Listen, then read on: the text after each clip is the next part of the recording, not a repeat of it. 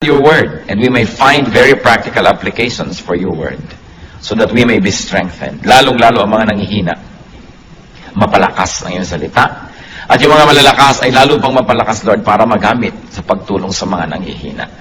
Iniaalay namin ang panahon namin sa ngayon. Kayo po ang kumilos, kayo po ang makapangyari, kayo po ang siyang maging tunay na tagapagsalita. Nawa, Lord, hindi lang ito isang habit, ang pakikinig na yung salita, hindi lang isang activity, kundi isang act of worship.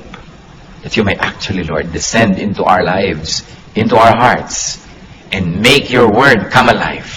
Makita namin, Lord, yung makahulugan at yung application nito sa aming buhay. Lord, we ask you to be the speaker. This is your word, so you may apportion your word to our needs, from your ability to our need, O God. And we pray, Lord, that you may be glorified in the process. Especially as your word take fruits and bear fruits in our lives, bear fruits of righteousness, stability, peace, and godliness. May your word, Lord, be our food.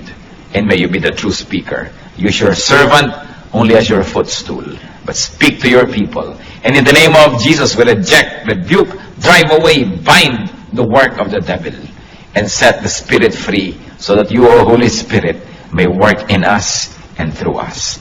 Father, we commit this time to you, confident that you hear as we ask in Jesus' mighty name. Amen. Nanghihina ako. Naramdaman nyo na po ba sa buhay nyo yan na parang isang problema na lang bibigay na kayo? Parang ayoko nang makarinig pa, hindi ko na kaya, tama na muna ngayon, pagpahingahin muna ako. Kumisa ng mga problema dumarating sunod-sunod, ang panghihina sunod-sunod, nakaka-demoralize, may sakit ka na kumisan, wala ka pang pera, tapos pinagtaksilang ka pa ng iyong kabiyak, sunod-sunod, mo nanghihina ako. O kaya ang dating ng temptation, hindi mapatid-patid, nanghihina na tayo, gusto na nating bumigay. O you might be discouraged, disillusioned, ang lahat ng effect niyan, panghihina. Magkakamag-anak po ang mga feelings na nagbibigay nitong weakness na ito sa ating puso. But ito ay isang kasinungalingan. Because Jesus is strength and power. Kaya mga anak niya ay dapat nabubuhay sa victory, sa strength, sa power. What do people say? People say, I'm afraid. What does God in the Bible say to Christians? Hindi bagay sa'yo. Kung natatakot ang ating mga kapatid, hindi bagay. Sabihan nyo ang katabi nyo, hindi bagay sa'yo ang matatakotin. Diba? Hindi bagay. Bakit? John 14:27, do not let your hearts be troubled, and do not be afraid. Madaling sabihin, mahirap ipamuhay, lalo naunahan na tayo ng takot, naunahan na tayo ng pandaraya ng kaaway, at tayo sunod-sunod na ng mga kabiguan ang nangyari. We are made to believe and conditioned to believe that we are no match to the enemy. Indeed, we are no match, but the Lord is. Our victor is our champion who has already won the battle for us. 2 Timothy 1:7, for God did not give us a spirit of timidity, but a spirit of power, of love, and of self-discipline. Yan ang ibinibigay sa atin ng Diyos, spirit of power. Kaya masasabi natin, hindi bagay sa'yo. Kahit mga kapatid, tayo manalamin, nanghihina tayo halimbawa, manalamin kasi mo, anak ka ng Diyos, hindi bagay sa'yo. Sapagkat ang mga anak ng Diyos, kailangan kamukha ng Diyos. Kasi kamukha nga tayo dapat ng Diyos, kawangis, lalong-lalo sa ating kalooban. So brothers and sisters, discipline yourself not to be afraid. It is a matter of habit. Natatakot tayo sa darating, natatakot tayo sa sakit, natatakot tayo sa pagtanda, natatakot sa kamatayan, etc., etc. At kamag-anak po niyan, yung sinasabi mo lagi, I'm worried and frustrated. It's part of being afraid and it's part of being weak. I'm worried. Ano po ang sagot ng Panginoon dyan? You're worried? Cast your cares on me. Cast your cares on me. 1 Peter 5:7, cast all your anxiety on Him because He cares for you. Di po ba kumisan, meron tayong panghihina ng loob, may pamamroblema, pero pag nakahinga tayo sa ating kapalagayang loob, kay kapatid, kay kamag-anak, kay ibigan, lumalakas-lakas ang ating loob. Pero kumisan, hindi natin kailangan makipag-date pa, mag-lunch tayo, magkape tayo para lumakas ang loob natin. Kasi ang Panginoon is only a prayer away. And through prayer, we can cast all anxieties and cares on the Lord.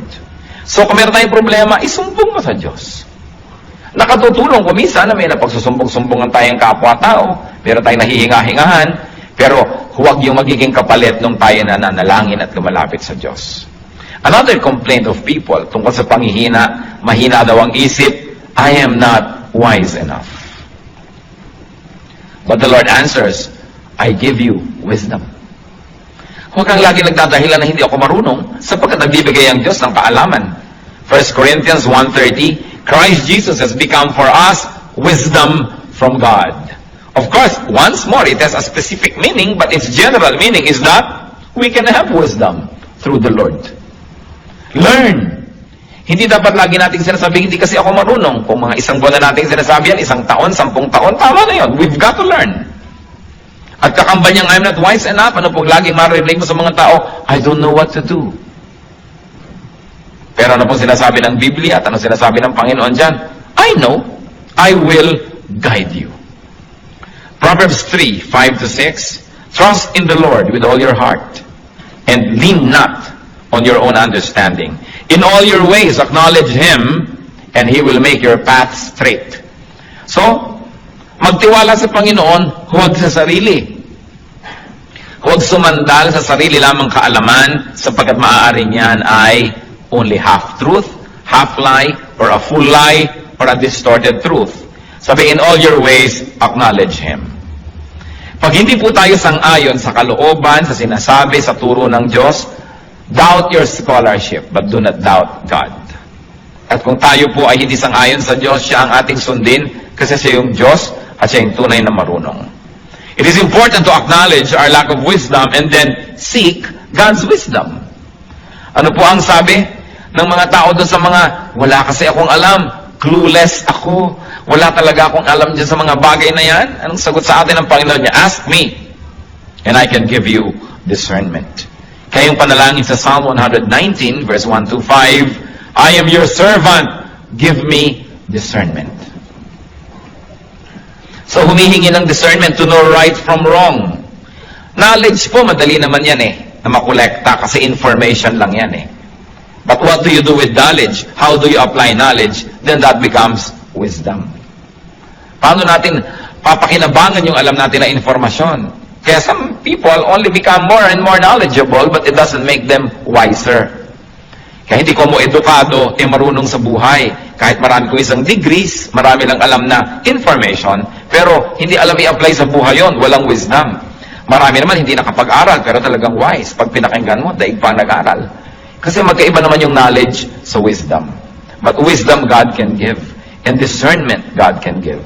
Kaya sa Psalm 119, 1-5, I am your servant, give me discernment. Pero may kondisyon, I am your servant. Ibig sabihin, ako po'y lingkod nyo, sumusunod sa inyo, napapasakop sa inyo, bigyan nyo ako ng kakayahan na makilala ang tama sa mali, because error often comes dressed as truth. Siyempre, yung kasinungalingan, dapat dumating yan na nakabihis na siya ay katotohanan para makapandaya. Alangan mang dumating ang kasinungalingan na hubad, di alam yung kasinungalingan yon. Kaya nakakapandaya. Dapat may discernment. At yan ay nahihingi. Ask God for discernment. Sa pagbabago po ng ating buhay, sa pagbabago ng ating pananaw, importanteng magbago muna ang ating isip at paraan ng ating pag-iisip. Kaya sabi sa Romans 12:2, be transformed by the renewing of your mind. Then you will be able to test and approve what God's will is. His good, pleasing, and perfect will. Yan ang kagustuhan ng Panginoon, tayo mabago. At wala pong nagbabago hanggang hindi mo na nababago ang paraan ng kanyang pag-iisip. Kaya ang ating isip ay pinapakain natin ng karunungan na nagmumula sa Diyos. At pagkatapos hinihinga natin ang pagpapala na yung karunungan na yun ay madilig at maging wisdom, maging applied knowledge. Kakambal din reklamo ng mga tao dyan sa I'm not wise enough, hindi ako marunong. Yung mga iba excuse na yun Sa karunungan nga nila, nagkukunwa-kunwang di marunong para hindi maging responsible, para hindi mo asahan at huwag masisi. But the Bible says you can be wise. Hindi bagay sa mga anak ng Diyos ang hindi wise. Dapat ang mga anak ng Diyos ay wise. James 1:5, If any one of you lacks wisdom, he should ask God, who gives generously to all without finding fault, and it will be given to him. Nagbibigay pala ng wisdom ang Diyos. So kung wala kang wisdom, either hindi ka humingi o tinatanggihan mo yung binibigay ng Diyos. Pero kung tayo humihingi at handa tayong tanggapin yun, magkakaroon tayo nun. So we can learn to have wisdom. We can ask for such. And then we can be strong. Because to be wise is to be strong. Isa pa pong reklamo sa panghihina, sabi di ba, mahina ang desisyon ko, I don't know what to do. But the Bible says, the Spirit of the Word of God says, I can guide you. Pati nga sa sasabihin ng mga disciples, sabi ng Espiritu ng Diyos, tuturuan ko kayo ng sasabihin. Matthew 10:19, but when they arrest you, do not worry about what to say or how to say it. At that time, you will be given what to say. Kaya sabi ng Panginoon, kung darating ang panahon na kayo aarestuhin dahil sa akin, dahil sa aking pangalan, dahil sa pagtuturo nyo, huwag kayong mag-alala kung paano nyo ipagtatanggol ang inyong sarili. Huwag kayong mag-alala kung anong sasabihin nyo. Sa oras na kailangan nyo magsalita, bibigyan kayo ng Espiritu ng Diyos ng mga pinakatamang sasabihin. Kaya mga iba, sabihin mo, mag-Bible study ka, mag-lead. Ay, hindi ko marunong magturo, hindi ko alam sagutin ang mga tanong. O tumurong ka naman, maggawa ka ng ganitong ministry, hindi ko alam ang gagawin. Talaga pong hindi natin alam. Pero ang pangako ng Diyos, if we are His servants, He will give us discernment. Sasabihin natin, Lord, narito na po yung bibig ko, inaalay ko na po sa inyo, kayo po ang magsalita. Narito po ang aking kamay, kayo ang maglingkod through me. Narito ang aking paa, kayo maglakad at pumunta sa gusto niyong puntahan through my body. So I will become a living sacrifice, not a dead one. You can live in me, you can live through me, and you can love through me. That's why we become instruments and channels of God's blessings. Huwag tayong matakot. Ang mahalaga, inaalam natin ang pwede nating alamin. Hindi naman pwede natin sabihin na, oh Lord, kayo na po ang bahala, hindi na ako mag-aaral, wala na akong gagawin, bahala kayo. Nag-aaral pa rin tayo, nagsasanay tayo, at kung darating na yung panahon na kailangan gamitin yon, ang Panginoon ang nagbibigay sa atin ng kakayahan para magamit, maalala, at mabigyan ng tamang korte, hugis at kulay yung mga dati na nating nalaman para magamit at ilapat sa pangangailangan ng sandaling yon. So we plant, the Lord makes it grow. So nag-aaral tayo, pagkatapos ang Lord ang magbibigay ng kakayahan na i-apply yung ating napag-aaralan. Tungkol pa rin sa panghihina, reklamo po ng marami, I'm so weak. Especially sa pananalig, mahina ang pananalig ko. Nagdadasal ako pero hindi naman ako naniniwalang ibibigay yung dasal ko, lalo't medyo extraordinary, medyo himala ang hinihingi ko, lalo't medyo hindi ko kita yung kasagutan, kulang ako sa pananampalataya. I'm so weak when it comes to faith. But the Bible says you can be full of power. You know, the first century Christians were known not for their knowledge, but for their power. Pag ipinagpipray nila yung mga may sakit, nagkagalingan. Pag may mga ginagawa sila, kahit imposible, nagagawa. And you know, the power to forgive, the power to love, that's the greatest power. Hindi po nasusukat yung power sa kaya nyo magbuhat ng mga tone-toneladang bakal, o kaya kaya nyong lumangoy ng milya-milyang dagat, o kaya kaya nyong tumalon mula sa taas-taas ng mga pinanggagalingan. While that is strength, it is not power. Ang tunay na power yung nagmumula sa kalooban. Yung nakakamuhoy ang isang tao, tapos naiibig mo pa rin, that's power. Yung mahirap magpatawad, nakakapagpatawad ka, that is power. Yung sa halip na magagalit ka, naiibig mo yung kapwa, nagkakaroon ka ng puwang, ng pangunawa sa kanya, that is power. And God gives that power. Ang sagot ng Bible sa mga weak, you can be full of power. Pwede kang mapuspos at mapuno ng kapangyarihan. Kaya hindi sapat yung excuse na I am so weak, because the Bible says you can be full of power. Hindi sapat na tayo ay maging puro bigay na lang ng bigay ng excuse. Luke 17:6, He replied, if you have faith as small as a mustard seed, you can say to this mulberry tree, be uprooted and planted in the sea, and it will obey you. Kung meron daw maliit na pananampalataya, kahit kasing liit man lang ng buto ng mustasa, na mas maliit pa yun doon sa ulo ng aspile, sabi gano'n, kahit itong punong ito, utusan mong buhatin ang sarili niya at bunutin at itanim sa tubig, yun ang kanyang gagawin. Siyempre, isa yung talinghaga na sinasabi sa atin, walang imposible sa nananalig. Acts 1:8, but you will receive power when the Holy Spirit comes on you. So, Christianity is all about power. Kaya sinabi natin kanina, hindi bagay sa anak ng Diyos yung mahina. Nanghihina ka man kapatid, dapat sandaling-sandali lang para lang hangin na dumaan, pero hindi dapat ang tagal-tagal. Bakit? Sapagkat naaalala natin kung sino tayo. Tayo yung mga Kristiyano. Naaalala natin kung sino ang tumataguyod sa atin, si Kristo. Naaalala natin kung ano ang nagawa niya at nagagawa at patuloy na gagawin, lumalakas tayo. Kaya hindi bagay sa mga anak ng Diyos ang pinanghihinaan ng loob ng matagal.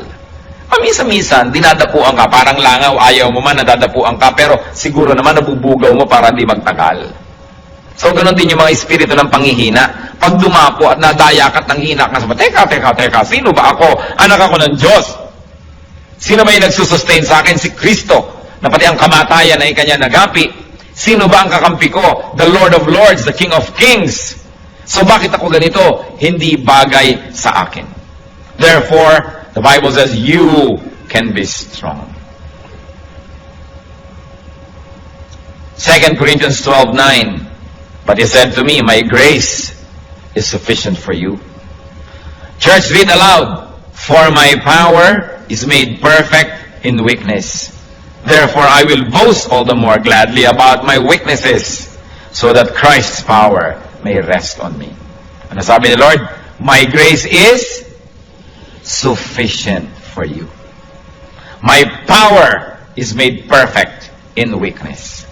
Kaya sabihin natin, Lord, weak po ako sa area na yan. Sabi niya, mabuti. Strength ko yan eh.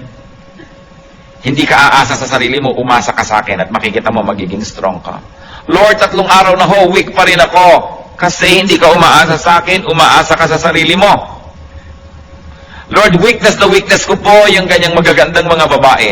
Sabi, Lord, strength ko yan. Umasa ka sa akin. Halika, tuturuan kita, tutulungan kita. Lord, weakness ko po yung pera. Pag pera na pinag-uusapan, talagang nalilito na ako. Kung nasan ang kaliwa at nasan ang kanan. Sabi, Lord, strength ko yan. Tuturuan kita. Lord, weakness ko po yung magalit. Pagka napoprovoke ako, talagang napakadali kong magalit. Strength ko yan. Makinig ka sa akin, sumunod ka sa akin.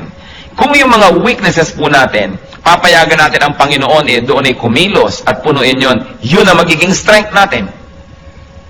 Kaya sinabi, when I am weak, then I am strong. Kung yung weakness ko, isusuko ko sa Diyos. Alam niyo kung bakit nagkakandagi-bagi-ba ang buhay natin? Dahil sa weakness. Yung weakness, isinusuko kay Satanas. Weakness ko ang pera, tapos sabi ni Satanas, etong pera, sunod ka na agad. Kaya nasisira. Weakness ko ang kagandahan, so eto ngayon dumaan si maganda. Nasira ka na. Weakness ko yung pride, so tinempt ka ni Satan to be proud because God will not tempt you to be proud. O bumigay ka na, naging ka ng proud, nasira. Tatandaan po natin, yung weakness can make or break you. Your weakness can make you if you surrender it to Christ and let the strength of Christ apply to that weakness.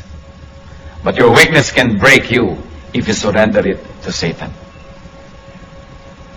Kaya nangyayari po yan kung minsan, o may mga hihinang ngipin, o yung ipinagawa at ipinaayos sa magaling na dentista, yun ang pinakamalakas. Kasi na-ministeran Kung minsan may mahihina ka sa iba't ibang subject sa school, kung saan ka nagpa-tutor at nagpaturo, yun ang nagiging strength mo. Kasi pinayagan mo na yung strength ng iba, malagay dun sa area of your weakness.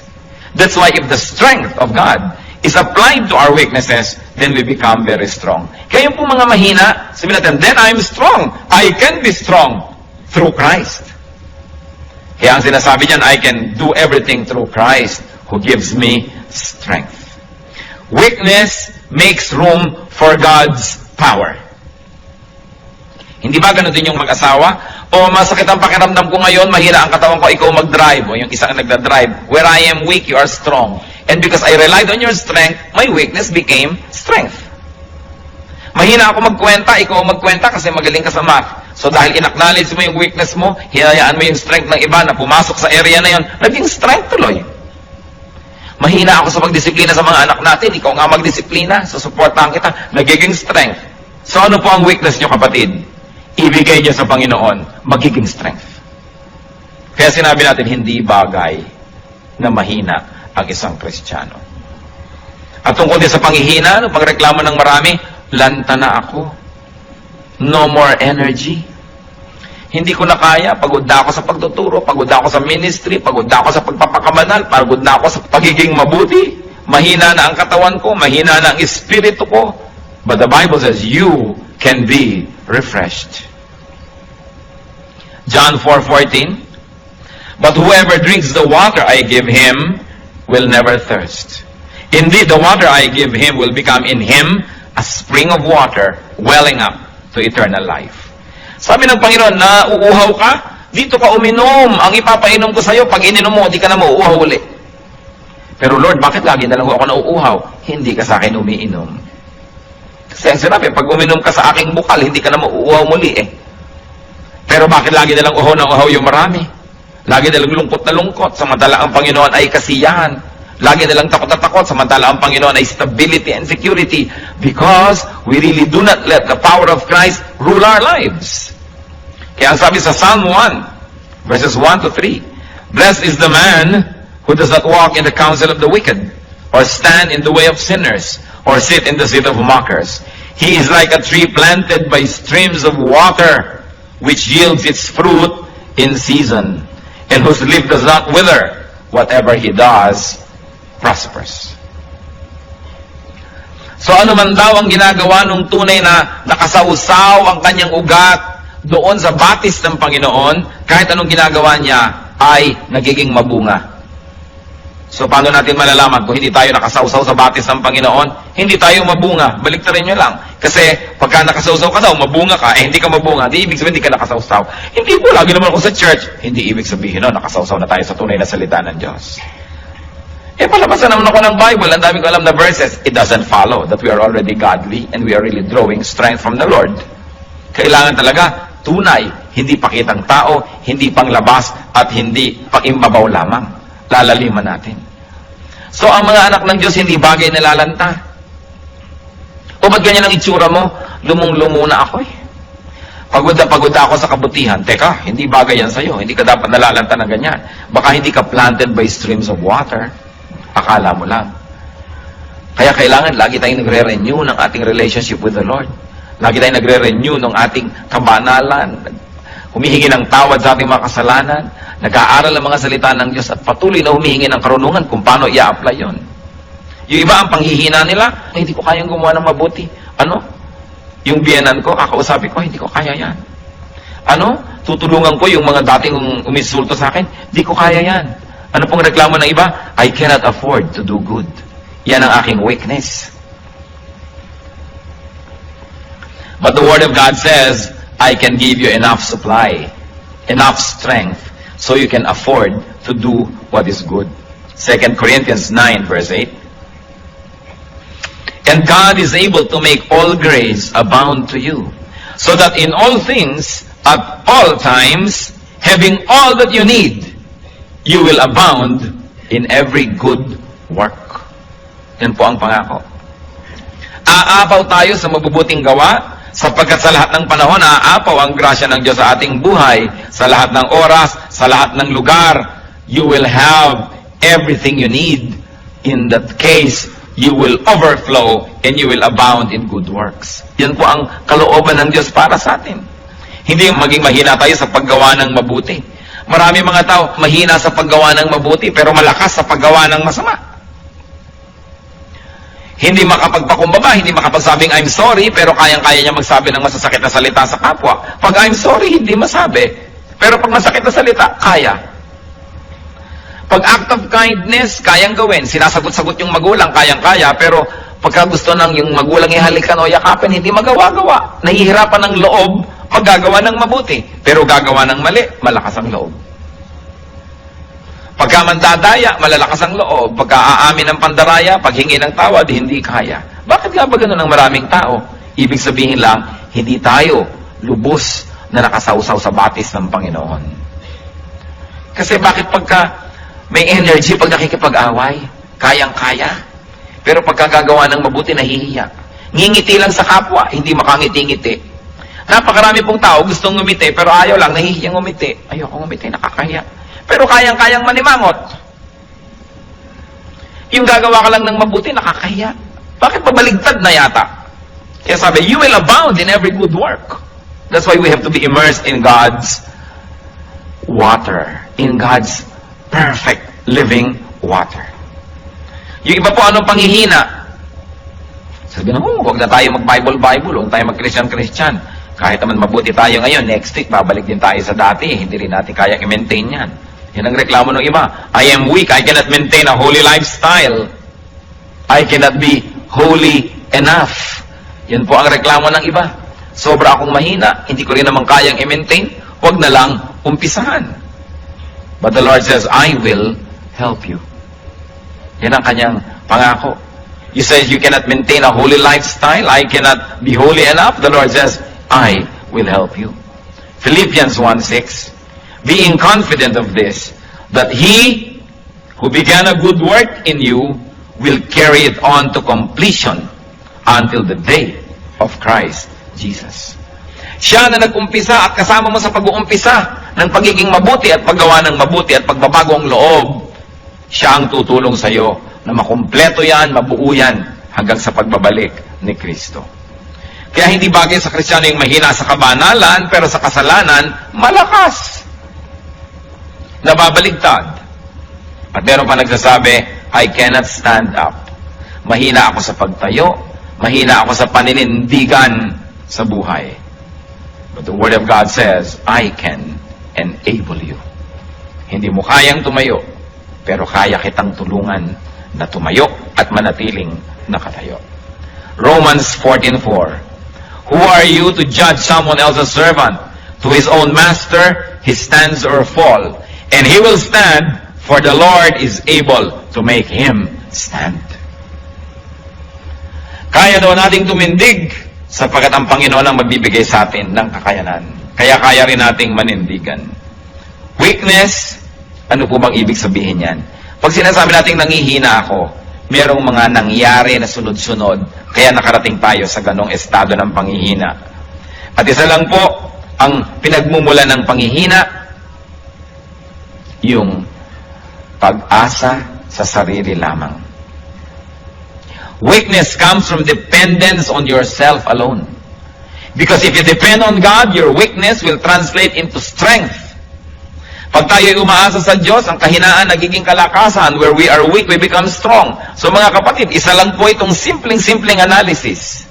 When you are weak, it means you are depending on yourself. Or you are depending on other people. That's why you are weak. Because the moment you depend on God, and you let God do His mighty will, then your weakness becomes strength. Hindi natin sisisihin ng Diyos. Bakit po mahina ako dito? Pinapabayaan niyo na yata ako. Sabi niya, where you are weak, you will become strong. But you've got to do it my way. You've got to give me space. You've got to let me do what I'm good at doing. And that is to restore you, to strengthen you. But remember, God gave us free will. How you use that free will make or break you. Saan po ba tayo mahina? Tayo na lang nakakaalam. Alam ng Diyos. Huwag naman ninyong gawing kahinaan yan last year, kahinaan pa ngayon, kahinaan pa next year. What is important is that we are changed from glory to glory. That we become Christ-like. More and more Christ-like. That we do not become sinless, but we sin less and less and less. Na hindi tayo lagi nagtatago sa likod ng mga excuses na ganyan talaga ako, tanggapin mo na lang akong ganyan. Yun talaga ako. Sapagkat hindi good enough yung ganun lang talaga. Kailangan magbago ng magbago. At binibigyan naman tayo ng Panginoon ng kapangyarihang magbago. One of the noblest way, most sublime way to worship God is to be more and more like Him. Mabuti yung pag-awit, mabuti yung offering, mabuti yung pagsayaw sa Panginoon, mabuti yung pagtugtog, pag-worship. Pero isa po sa mga pinakamalalalim na paraan ng pagsamba, yung tayo'y lalo nang maging kawangis ng ating Diyos. That is one of the best ways to please the Lord. Di ba kung magulang ka, kamukha mo yung anak mo, tuwang-tuwa ka. Diba? Aba, kamukha ko ang anak ko. So gusto ng Diyos makita niya na kamukha tayo. Kaya manalamin nga tayo at magtanong, teka, kamukha ka ba ng Diyos? Anong ginagawa ng mga sungay-sungay dyan? Diba? Alis-alisin niya mga yan. Ang mga kalikaliskis na yan, alis-alisin kasi hindi ka yata kamukha ng Diyos. Kaya dapat tayo nagtatanggal ng mga hindi dapat. Lalong-lalo yung mga weaknesses. Alam niyo po yung weaknesses, it's only in the mind. Nakita niyo yung mga pag may biglang sunog. Ano nangyayari kahit buong refrigerator nabubuhat eh. Pero pag tapos na yung sunog, 3 na yung nagbubuhat, di pa maibalik-balik yan. Kasi alam niyo yung inisip mo, kailangan ko itong gawin, nagkakaroon ng pagbabago sa iyong katawan, sa iyong buong pagkatao na nagagawa mo yung dapat gawin. Eh kung sunog lang yun, nagkakaroon tayo ng lakas. Eh di lalo na kung alam natin that this is a spiritual warfare, that we must win. Dahil meron tayong lakas, lalo't ipinangako ng Diyos, I will never leave you, I will never forsake you. So niya, cast all your cares upon Him, for He cares for you. And when you are weak, you will become strong. What you must do is to allow the Lord to enter that weak area and do His will. Huwag tayong tumanggi. Huwag tayong makialam sa Diyos. Sumuko na lang tayo. Kaya ano po ba yung mga areas na yan? Kung tayo nang hihina, remember, dahil umaasa tayo sa sarili lamang. Sapagkat kung umaasa tayo sa Diyos, we are planted by living waters. Our leaves do not wither. We bear fruits in season. Sabi niya, I'll give you living water and you will thirst no more. Yet why do many of us thirst in various areas of our lives? We thirst in our emotional life, in our intellectual life. We thirst here and there. We long for what we should not be longing for. Sometimes we become jealous and covetous and mainggitin pa at kung ano-ano. It means that we are not letting the Lord work in our weakness. Isang inaalagaan pa natin yung weakness na yun na, alam mo naman, weakness ko na dapat pinapansin ako. Talaga pag hindi ako napapansin, nagagalit ako. At yung hindi ka mapapansin, nagagalit-galitan ka pa nga, dinadagdagan mo pa. Dahil sasabihin mo, ako ito, kailangan bilhin mong ako ito. No, we should be changed. Be changed by the renewing of your mind. Ang kagustuhan kasi natin hayaan mo nang, yan ay i-maintain mo na kasi konti lang naman ang weakness mo. Dapat weakness mo na talaga yan. Tanggapin na lang nila yan. Yan ang mga pandaraya ng kaaway para huwag tayo mag-grow. Sapagkat ang tao, pag ikaw ipinanganak na muli, dapat ka namang lumago at mag-mature. Kaya ang goal natin, first is to have a new life, the rebirth, and then to grow into maturity. Pero ang dami hindi nagmamature because they continuously believe in the lies of Satan na okay ka na, pwede na yan. Kailangan hindi. Kailangan patuloy tayong humihingi ng pagbabago. At pag nag-grow ka, nagiging kang strong, anong gagawin ni Satan? Bibigyan ka ng mga kadayaang mahina ka, hindi mo kaya. Masakit ang katawan mo ngayon, meron kang sakit sa bato, meron kang diabetes, o mahina ka. Kaya tuloy, idadamay na niya yung pati lakas ng loob mo, espiritu mo, panghihinain ka na sa lahat ng area. Wala kang pera, hindi mo kayang gawin yan. Ang weakness mo, wala kang pera. Bakit? May pera ba yung mga apostles? May pera ba si Kristo? May pera ba sila nun? Ang dami nila nagawa. May wala kang ganito, wala kang ganyan. Puro pandaraya. Ang ibig sabihin lang, mahina ka, mahina ka, mahina ka. Ikaw naman naniwala na, mahina nga ako. Kaya siya ngayon, nakaka-take over. But when you do not give Satan the space, he will never have space. That's why the Bible says, resist the devil and he will flee from you. Just resist. You don't have to fight. Bakit mo lalabanan yung demonyo? Ay malakas yun. Nilabanan na siya ng Panginoon at natalo na. Kaya hindi na dapat tayong parang lagi nakikipagtunggali. Sabihin natin, teka, tapos na ang labanan na. Bakit nakikipaglaban na naman ako? Nadaraya ka ako Narito na lang ako para kunin yung premyo. Narito na lang ako para mag-enjoy ng victory ng Panginoon kasi siya yung lumaban para sa akin. Ano nakikipaglaban na naman ako? Dinadaya tayo eh. Victory is already ours. Kaya pag nadadaya kang hindi ko to kaya, sabi mo, it's a lie because the Lord already rose from the grave. Binayaran na lahat ng kasalanan. Tinalo na si Satanas. Bakit ako mamumuhay na talunan? Bakit? Alagad ba ako ni Satan? Hindi. Bakit katalunan? Siya yung talunan. Dapat dito ka sa kabilang panig sapagkat ang Panginoon ay nanalo. Kaya tayo, we can have victory.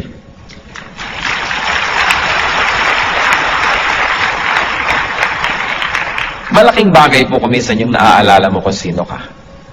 Meron akong kilala. Napakabuti ng pamilyang nilakihan, mabuti naman yung naging foundation ng kanyang buhay. Sa kalagitnaan ng buhay niya, nalulungi siya sa mga bisyo, nakasama niya mga maling tao, nadala siya ng nadala sa mga putikan at sa mga kasalanan at sa mga kamalian, naiba siya ng naiba yung pananaw niya sa sarili niya, nawalan siya ng self-respect, nakalimutan niya pati table manners na alam naman niya, nalimutan niya yung pagbibihis ng tama na alam naman niya, kasi hinila siya ng hila pababa ng kanyang environment. Pero minsan nakasakay siya sa jeepney at sa traffic, na pag-isip-isip niya kung sino siya at sinong pinanggalingan niya. Sabi niya, teka, pag tinitingnan ko yung sarili ko, hindi ako ito.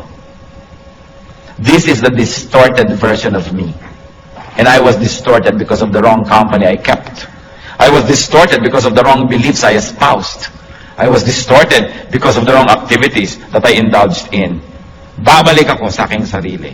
Babalik ako sa kung sino ako talaga. At ginawa po niya yon. At nakabalik siya sa kanyang dating status. May paggalang sa sarili, merong dignity, at iginagalang ng iba. Tayong mga anak ng Diyos, we are created for holy work.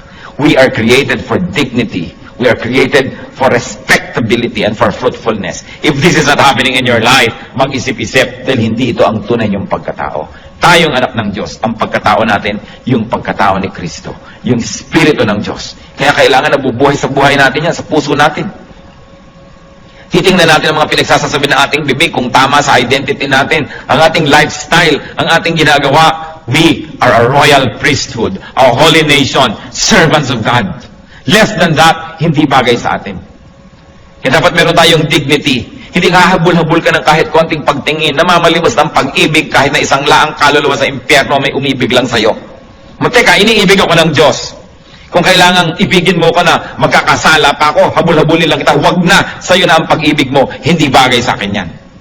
Anak ako ng King of Kings and Lord of Lords, hindi bagay na isinasangla kong kaluluwa ko, magkapera lamang, magkaroon lang ng mga hinahangad ko, kayang ibigay sa akin yan ng Diyos, God's way, not through Satan's way. Don't live in a lie, you are a child of God. Mahalaga inaalala mo, sino bang magulang ko? Di ba ang Diyos? Hindi naman si Satanas. Ba't ganito ang nangyayari sa buhay ko? Bakit sinusunod ko si Satan? Mali. Sino tayo? Sabi sa Bible, but you are a holy nation. You are a royal priesthood. You are the children of God, children of light. You are the inheritors of all of God's creation. Seed of Abraham through Christ. Pag naaalala natin kung sino tayo, mamumuhay tayo above all our weaknesses. Mamumuhay tayo ng kagalang-galang na paraan. Kung kinakailangan mabawasan yung material blessing na yan, basta maging kagalang-galang tayo, di bale. Pero hindi tayo magpapakahamak, magpakadusta-dusta, magkaroon lang ng kotse, magkaroon lang ng bahay, magkaroon lang nito. Sapagkat lahat ng bagay na yan, lilipas din. Hindi kailangan na yung Espiritu, which is forever, will be sacrificed for something, for some matter, which will decay in a matter of years. It's important to remember who we are. Because when we do, we live according to the true identity. Sasabihin niyo, pero, sino ba ako? Dati naman talaga akong taong putik. Dati naman talaga ako nasa kasalanan. Dati naman, no! 2 Corinthians 5:17, if anyone is in Christ, he is a new creation.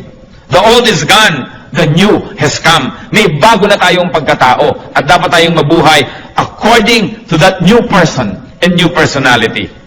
Nilimutan ng Diyos yung dati natin mga ginawa, mga kasalanan at mga pagkakamali. Binigyan tayo ng bagong pasimula. Kaya dapat yun na ituloy na natin. Maaaring bigyan ka ni Lord ng pera, o maaaring alisin niya yung gagastusin, o maaaring bigyan niya ka ng kalakasan para harapin yun. Naku, ano kaya ang gagawin ko pagtanda ko? Paano yan? Wala akong savings, wala yata ako na ipon. Umaasa ka sa sarili. Kung umaasa ka sa Panginoon, lalakasan yung loob. Hindi ko yata kayang lutasin ang problema ng pamilya ko. Kasi umaasa ka sa sarili. Sabi natin, Lord, ano itong pamilya ko? Ipinangako nyo, hindi nyo ako papabayaan. Ipakita nyo sa akin kung paano kayo kumikilos at nang makaka-cooperate ako, makasunod ako, nang masolve ito. Pero oras na humiram tayo ng kasangkapan from Satan to solve our problems, na-solve ng konti, pero ang laki ng bayad, lalong mas malaking problema ang kasunod. Parang meron na nga kayong problema, mangungutang pa kayo sa 5-6 para bayaran. Mamaya, mas malaki pa rin yung utang nyo. Ang ending, nagkalubog-lubog kayo lalo. Kasi hindi dapat yun ang solusyon Meron gumawa sa inyo ng mali, gagawin nyo rin ng mali para malutas. Ngayon, gagantihan kayo ng anak nyo, yung anak niya gaganti naman. Hindi na natapos-tapos. Kung gusto natin na solve na mga problema natin, wag na wag kayong hihiram ng tool ni Satan.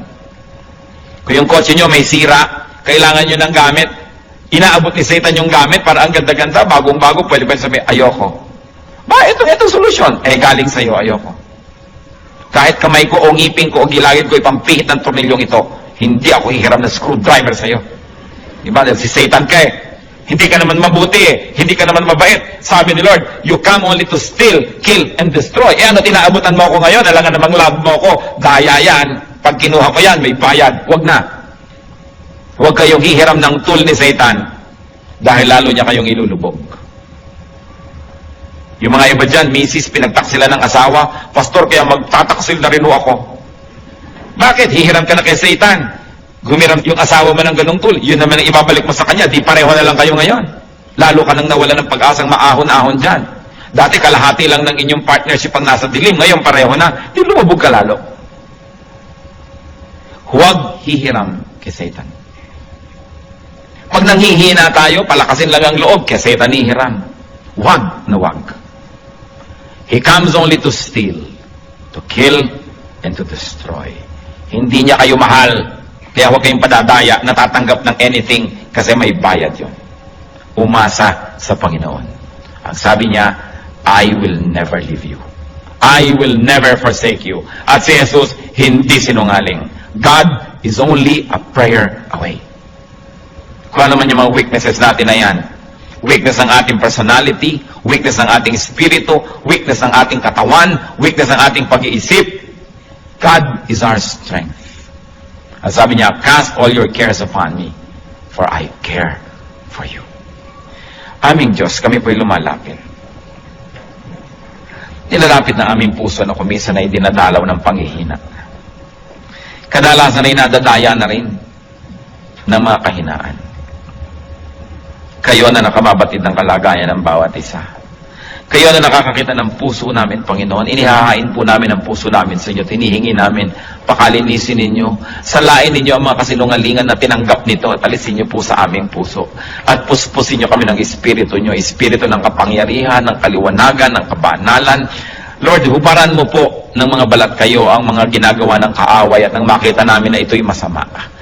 Unmask the work of the devil so that we may recognize it for what it is. And give us the wisdom to know your work apart from the work of the evil one. Huwag na huwag kaming hihiram ng tools from Satan, Panginoon. At sa mga kahinaan namin ito, alam nyo ito, kayong lumikha sa amin. Di pa man kami sinisilang, nasilayan nyo na kami sa sinapupunan ng aming mga ina. At alam nyo, Panginoon, ang mga kahinaan namin. And we ask you, Lord, like empty cups, we fill our hearts to you. Fill our cups with your strength. Fill our hearts with your power. Palitan mo ang mga kahinaan namin ng kalakasan mo, O Panginoong Jesus. At itinataboy namin ang anumang hinihiram namin kalakasang huwad galing kay Satan. In the name of Jesus, we reject all things that we have mistakenly borrowed from the evil one. All methodologies, all tools from Satan, we reject and rebuke in the name of Jesus. At Lord, kami nagbibihis ng